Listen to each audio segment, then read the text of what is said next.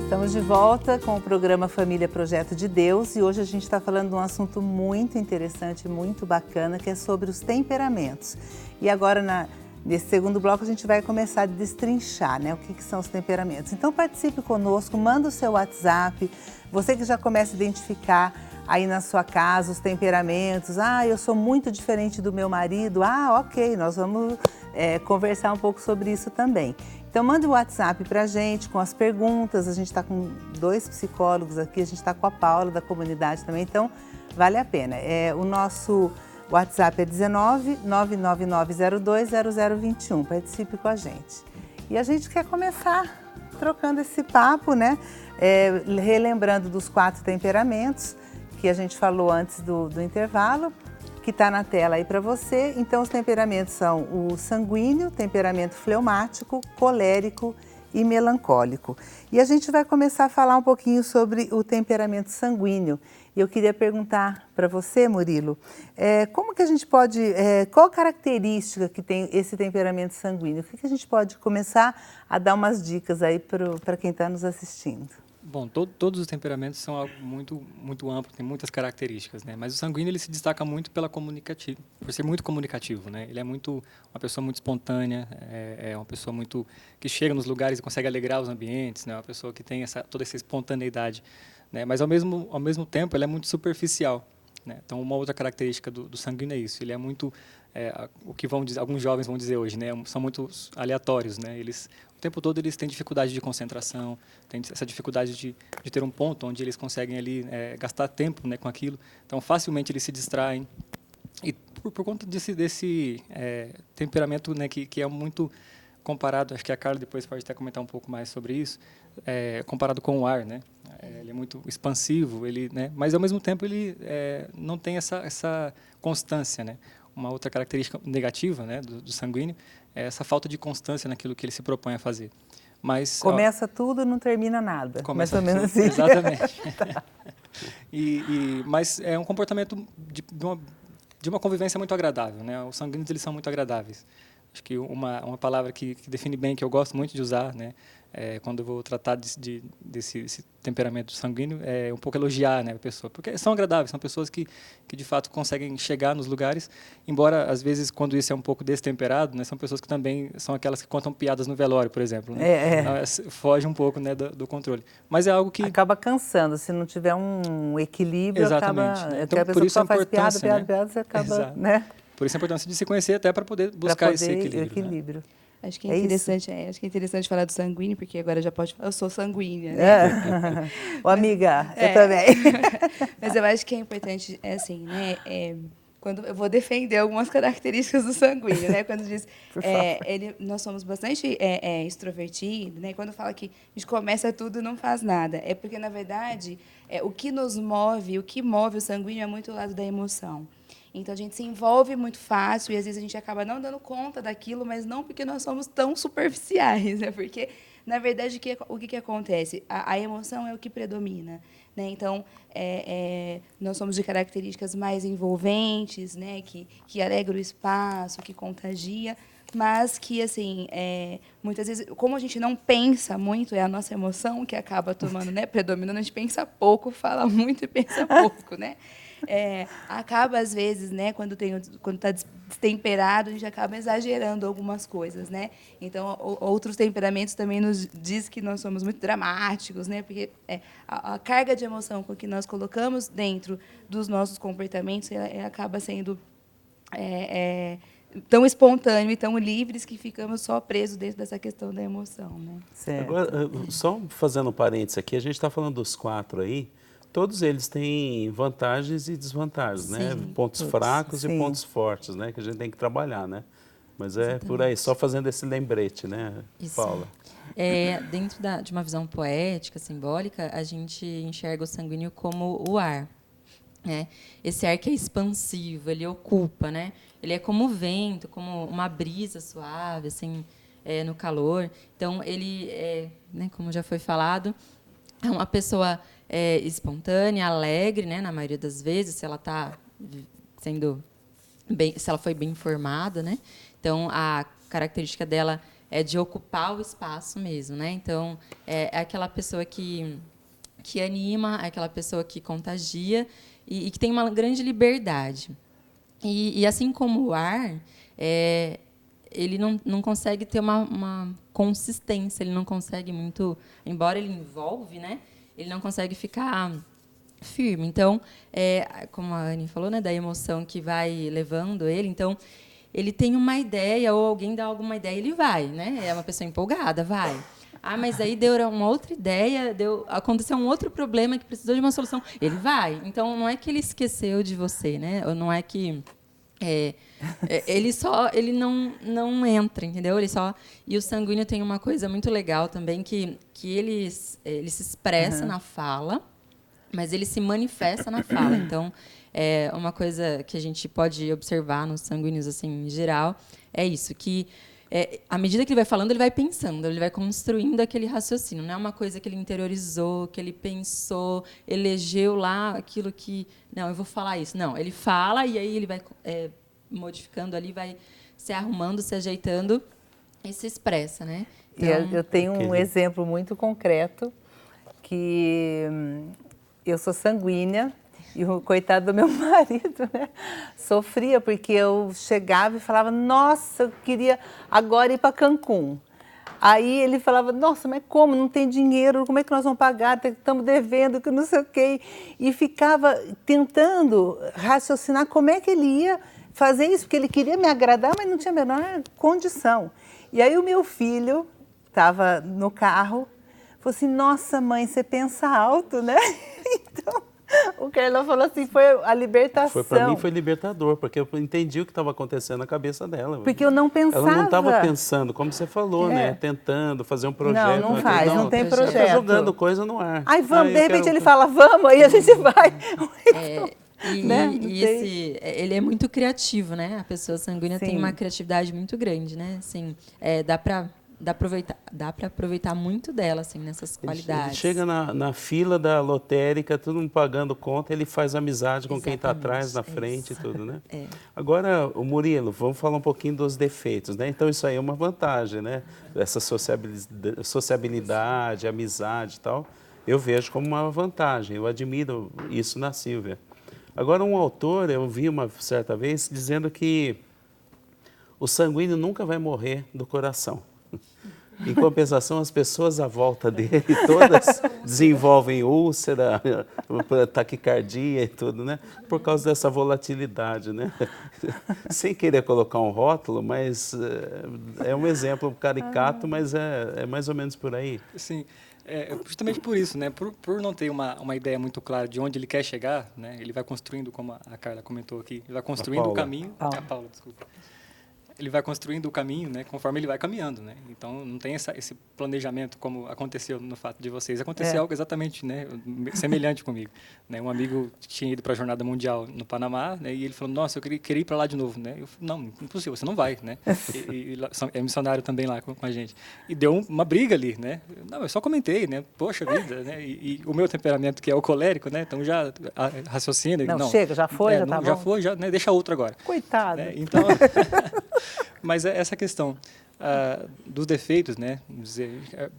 Algumas pessoas têm um pouco de dificuldade com esse nome, né? Defeitos. Acho que a gente não tem problema. Sim, são defeitos, nós precisamos melhorar, né?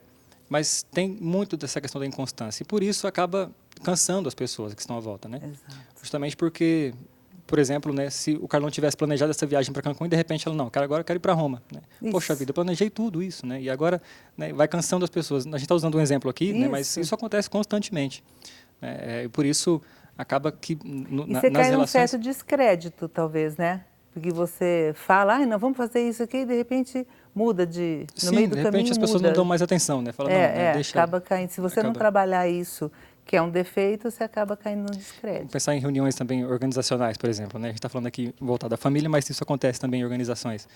Aquela pessoa que o tempo todo quer dar um palpite, quer dar uma opinião, e às vezes aquela opinião, né, não é uma opinião importante, mas por ser uma pessoa que fala sempre algo, né, muito volátil, né? Acaba não tendo o crédito que mereceria. Então. Tá. E aí na sua casa, tem alguém sanguíneo? Você consegue identificar alguém com essas características? Faz amizade fácil, chega na festa, faz amizade com todo mundo, conversa e conta caso, mas ao mesmo tempo não tem muita disciplina, não tem muita... É um ponto fraco, né? Precisa ter alguém ali sempre falando, faz isso, lembrando que ele precisa fazer aquilo. Então, uma pensada nisso. E a gente tem, para mostrar que não tem ninguém perdido na história, né? A gente tem personagens bíblicos que dá para a gente identificar, né? Na Bíblia... Tem algum, Paula, que você acha que daria para a gente identificar como um sanguíneo? Ah, tem. Tem um muito característico, né? Que é São Pedro. São Pedro, Nossa. primeiro Papa. E aquele que... não, Senhor, não vai lavar meus pés, né? Não vai lavar meus pés de jeito nenhum. Não, mas isso vai fazer bem para você, então lava o corpo inteiro, né? Então, assim, empolgante ver São Pedro, né? E é aquele que... Se for o Senhor, manda eu vir, ele sai andando para cima da água, né? De repente eu vou andar, então, né? Eu vou. Então, assim, é muito bom ver que essas qualidades, essas dificuldades, esses defeitos, essas falhas, né? Elas podem ser moldadas à medida que a gente reconhece, né? E coloca debaixo daquele, né? Do Senhor que pode ali nos auxiliar. É um grande exemplo de santo para a gente. Tem Santa Teresa também, Santa Teresa d'Ávila, considerada assim, também um exemplo de sanguíneo, né? Porque ela foi empreendedora dentro do Carmelo, né? Que quis lá reformar o Carmelo. E tinha suas dificuldades, né? Os seus desânimos, tudo, mas ela conseguiu, né, realizar o projeto de Deus na vida dela. E conseguiu ali centralizar todas aquelas freiras, né, aquelas monjas, né, para ela, ali dando o exemplo, aquilo que Deus queria para ela naquele tempo. E tem outro exemplo de Pedro, né, que Senhor, eu vou contigo para onde o Senhor for o resto da minha vida. E dali a pouco ele está negando Jesus, não conheço, não vi, não sei quem né? Então aquela coisa também mas eu queria dizer para você, e eu dizendo para você, vou dizer para mim também. Tem jeito, tá? Deus, como é falado, né? Nós somos o barro, que a graça de Deus, né? São José Maria Escrivá fala isso, né? Nós somos o barro onde a graça de Deus vem nos ajudar. Então, assim, sozinhos a gente não consegue. Eu tenho um monte de defeito, eu falo para o Carlão, é uma luta diária nessas minhas fraquezas, esses meus defeitos, mas eu tenho vencido. Ai, que delícia! Eu falo, nossa, eu tô conseguindo melhorar num monte de coisa, né, amor? É isso aí, tá vendo? O sanguíneo aqui que fugiu completamente da pauta que a gente tinha combinado aqui. Ó. É verdade, desculpa, diretor, mas é que, na verdade, assim, é um negócio empolgante. A gente fica empolgado com esse assunto, né, Anne? Não é verdade? Por isso que eu tô quietinha. Ah lá. Tô me contendo. Mas é isso, Anne, você sente isso, você se empolga com o projeto, como que é? Sim, é bem isso mesmo, né? E aí a gente precisa tomar um cuidado também, que no mesmo tempo que a gente se empolga, de repente a gente desanima daquilo, quando aquilo também muitas vezes não... Quando é difícil, né? Exige muito esforço, exige muito da nossa razão do que da nossa emoção. É uma coisa que a gente desmotiva muito rápido e a gente já abandona com muita facilidade também. Bom, então você viu agora com a gente aqui algumas características do temperamento sanguíneo, qualidades, defeitos, pontos fortes e pontos fracos. Veja também agora, vamos conversar um pouquinho sobre o próximo temperamento, o temperamento fleumático. Quais as características de um fleumático, Paula? Ah, esse eu conheço bem. Conheço bem, não é o meu, né? Tá. Mas eu conheço muito bem, porque o fleumático, ele interioriza, né? Dentro da visão poética e simbólica, o fleumático, ele é a água, né? Ele pode estar no estado gasoso, ele pode estar no gelo, né? Então, ele tem ali uma mudança, né? Porque ele se concentra, né? É diferente, por exemplo, do sanguíneo. O fleumático, ele pensa muito, muito, muito, muito, muito antes de tomar alguma decisão ou se nega a tomar decisão, né? Dependendo do caso, assim, quando ele também não é muito bem formado. Ele não aprende, né? Pelo menos é isso que a gente estudou. E por isso, né, uma qualidade boa do fleumático é que ele não é impulsivo, né?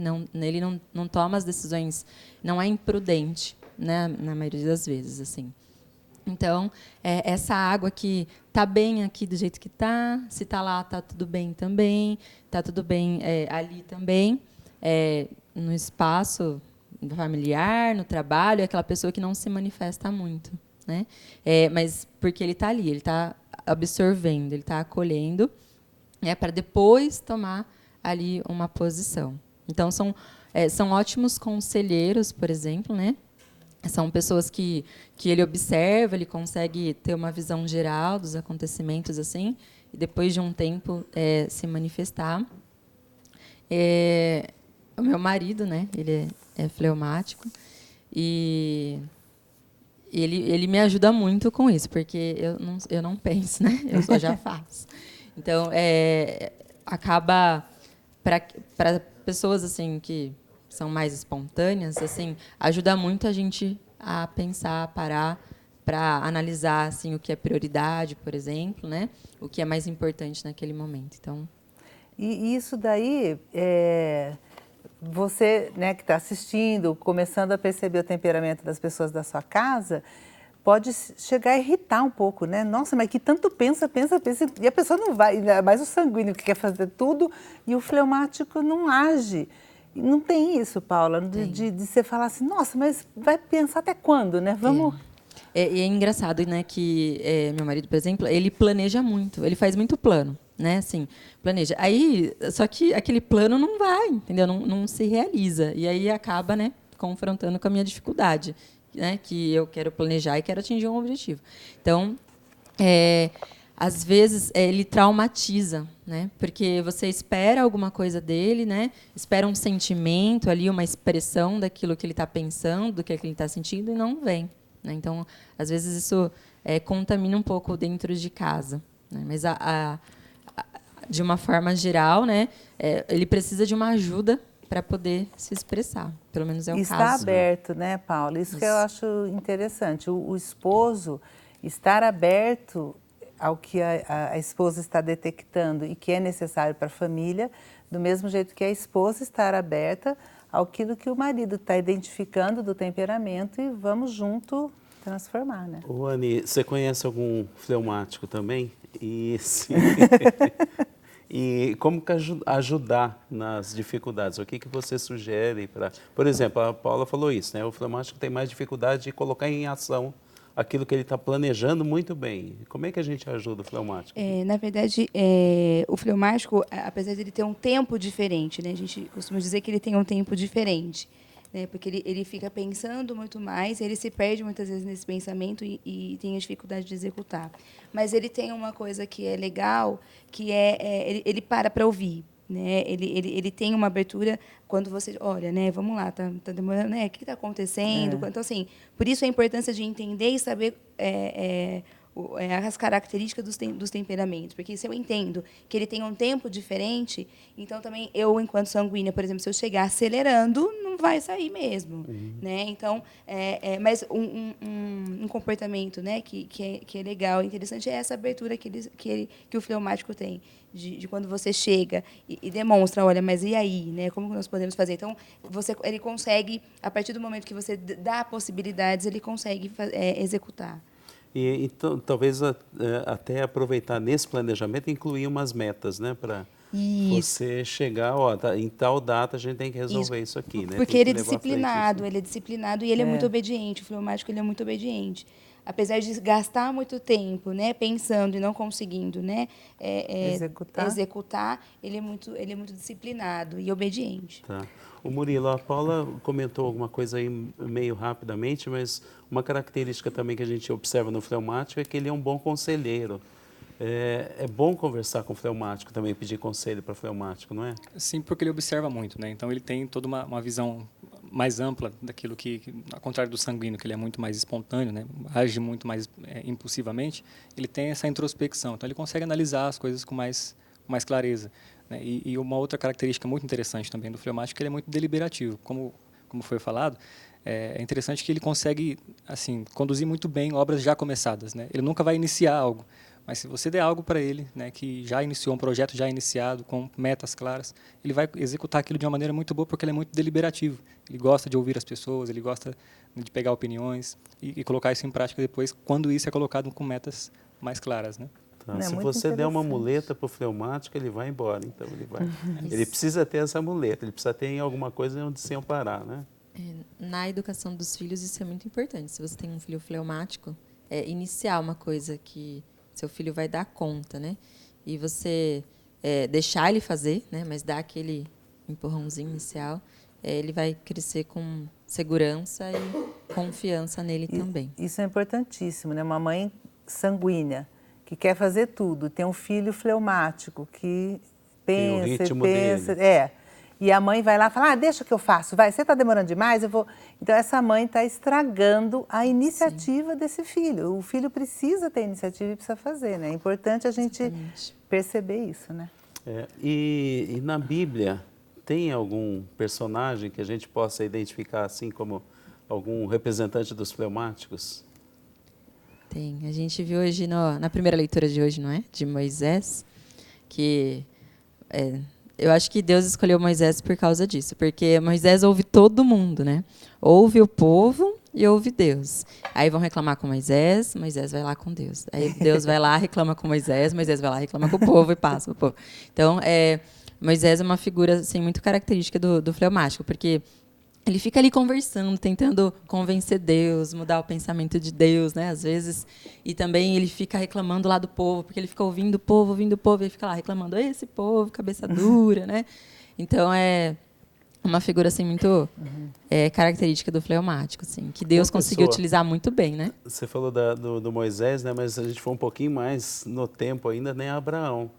Abraão também é uma pessoa que sabia ouvir Deus e...